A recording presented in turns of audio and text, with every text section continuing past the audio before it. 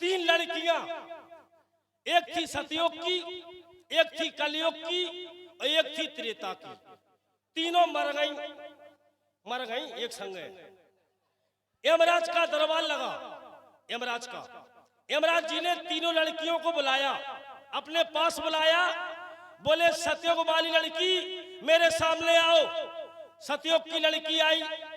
यमराज जी ने पूछा, हे लड़की, मैंने तुझे धरती पे भेजा, तूने क्या किया? बोल क्या किया?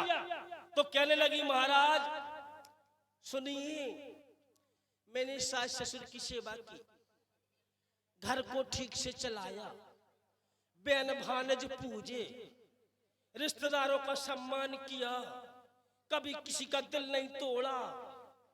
यमराज जी बोले, वाह, बड़े खुश हो गए। बोले, जाओ इस लड़की को जहां चांदी रखी है उस कमरे की चाबी दे दो।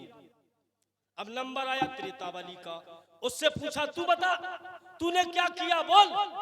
तो कहने लगी, सुनो महाराज, मैंने अपने पति पूत की सेवा की। यमराज जी बोले, वाह। बोले, जाओ इस लड़की को जहां सोना रखा है उस कमरे की चाबी दे दो।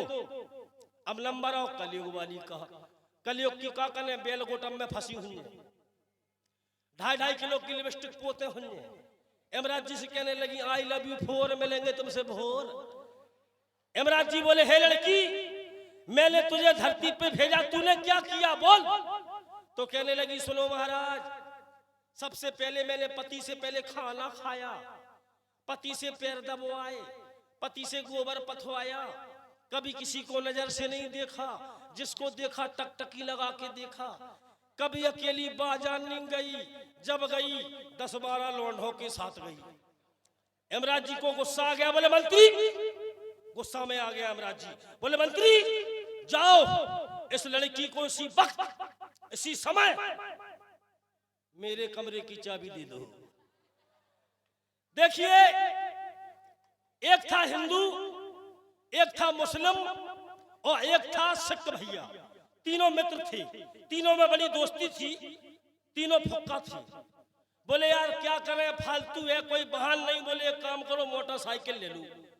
सो मोटरसाइकिल ले आए। हिंदू होशियार होता है। हिंदू बोला, शांत भैया, गाड़ी स्टार्ट नहीं होगी, गाड़ी स्टार्ट जब होगी